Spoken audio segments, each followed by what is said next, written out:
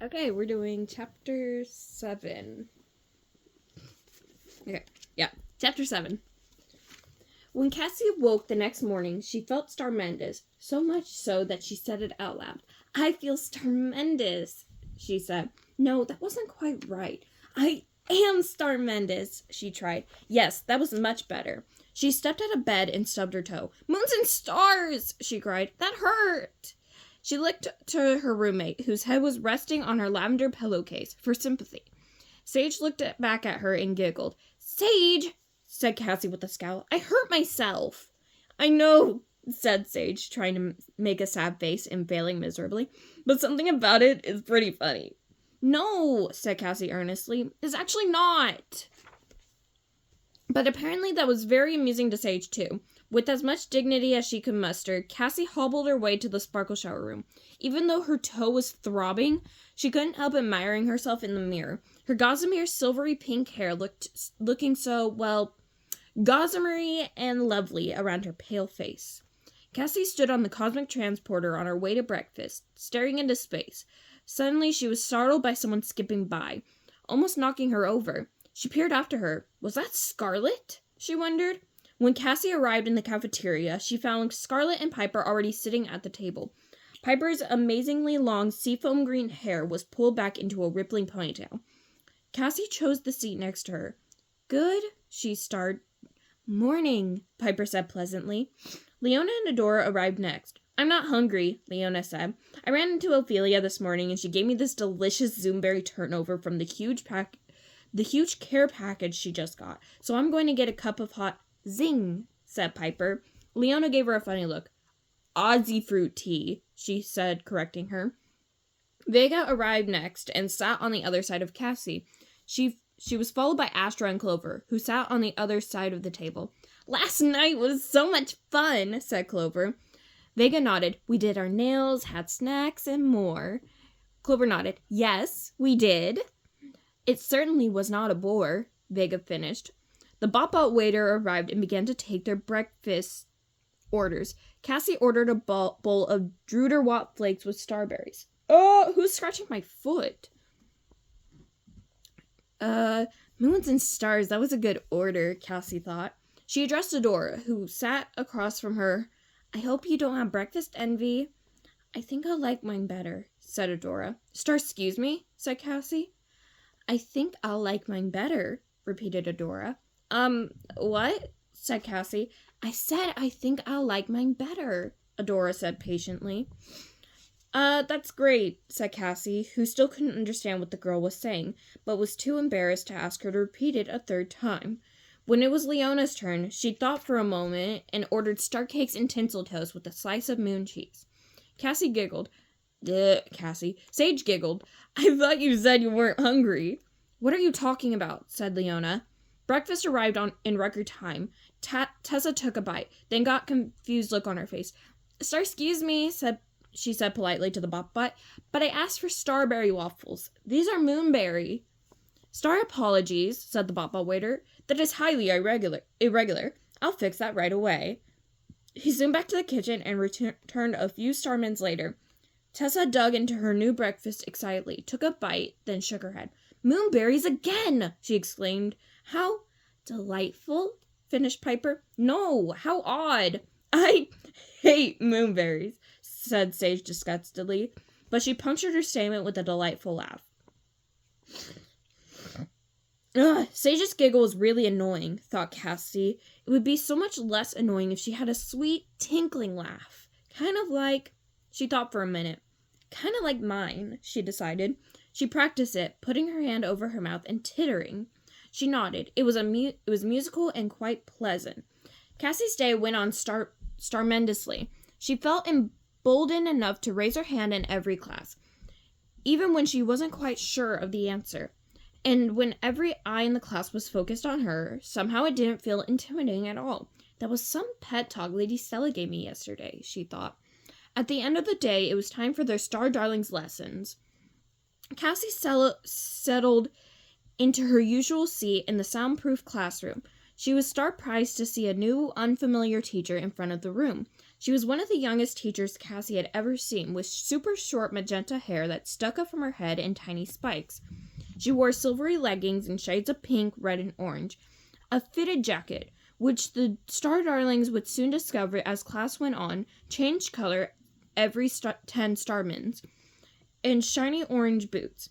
"Hello, class," she said, standing and walking up and down the aisles as she spoke. "I am Kiri Lilabelle, and I am thrilled to be your guest lecturer today. You may not know me, but I am certainly familiar with each and every one of you.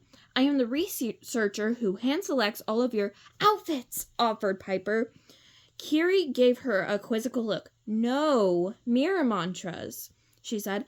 "A mirror mantra is a very important part of a successful wish mission. By repeating your mirror mantra while gazing into a mirror, you will receive strength and centeredness.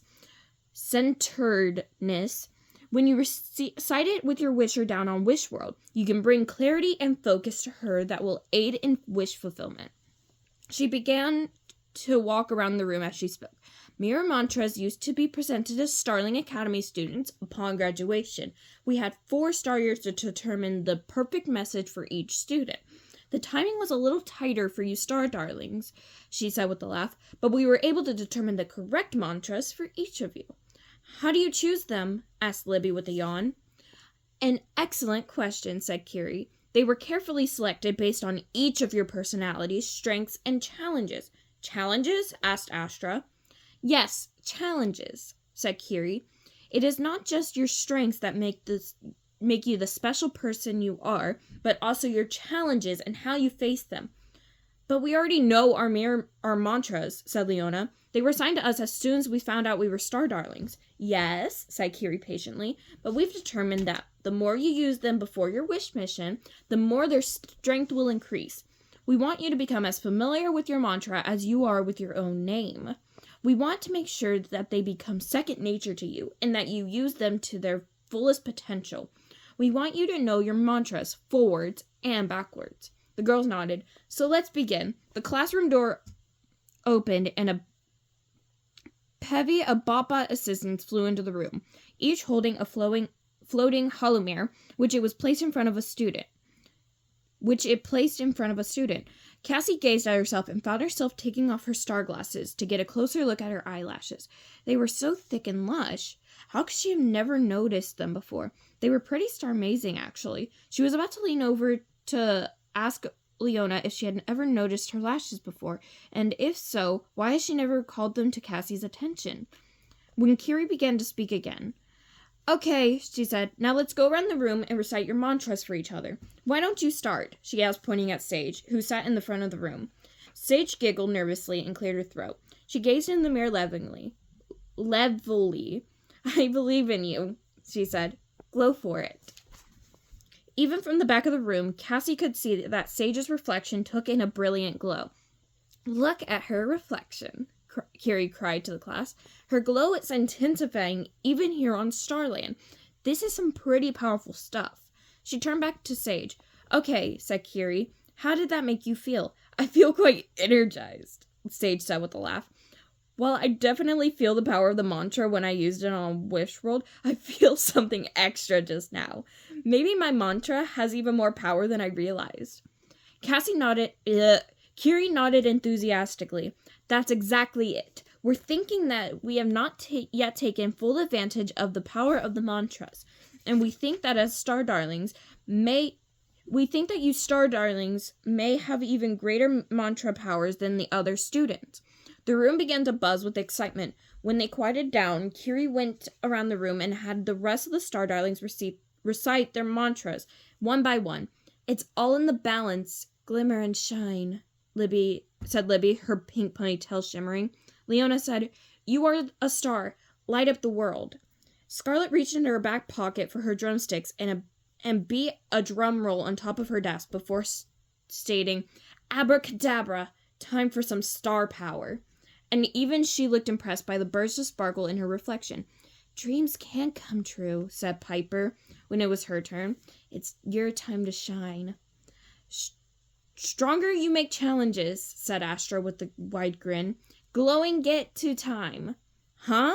said Kiri. Astra blinked at Kiri innocently. I thought you said you wanted us to know our mantras forward and backwards. So, time to get glowing. Challenges make you stronger. That's her mirror mantra.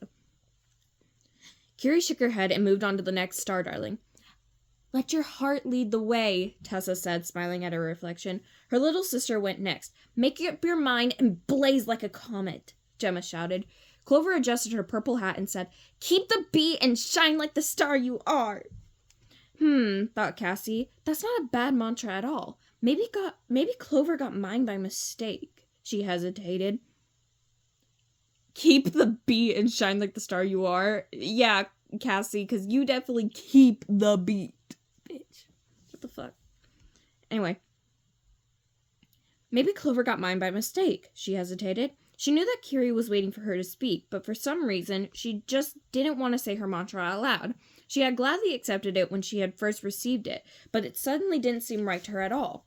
Kiri smiled at her encouragingly. Come on, Cassie, let's hear it, she said. Cassie sighed. Listen to your feelings, let your inner light sparkle, she said in a monotone. She was surprised to see that her reflection got extra sparkly, even when her heart wasn't in it. What's wrong, Cassie? Kira asked. That's a lovely mantra, if I do say so myself. Cassie shrugged. Suddenly she had an idea, a brilliant one, in fact. Do you ever change people's mantras? She asked. Kiri was clearly taken back. Are you pulling my leg? She said. Gemma stood up to take a look. No, she isn't, she told Kiri seriously. She's not even touching you. Astra snorted. Good one, Gemma. I was thinking of something a little more star-forward, said Cassie slowly. Star-forward? Asked the teacher, her brow wrinkled. You know, said Cassie, exciting, vibrant, like you are totally star-tacular, or maybe you are star-mendously talented, she suggested. Kiri was frowning as she studied Cassie, but the mirror mantras are carefully chosen to reflect each student's personality, she said. A lot of work went into each one. I don't think I've ever heard a student requesting a new mantra in Starling Academy history. Cassie shrugged. It didn't seem like such a great fit anymore. It was kind of boring. Kiri opened her mouth as if she was going to say something, clearly thought better of it, and turned to the next student. Adora, she said, it's your turn. And Adora said, use your logic. You are a star. Kiri shook her head. She was clearly getting frustrated. Well, apparently, Adora is not ready to share yet. We'll get back to you late. And that was when all the star zaps went off. Cassie looked down at the message. SD Wish Orb identified. Proceed to Lady Stella's office immediately. The girls all shot each other quick looks, then began to make their ways out of the classroom. It was time.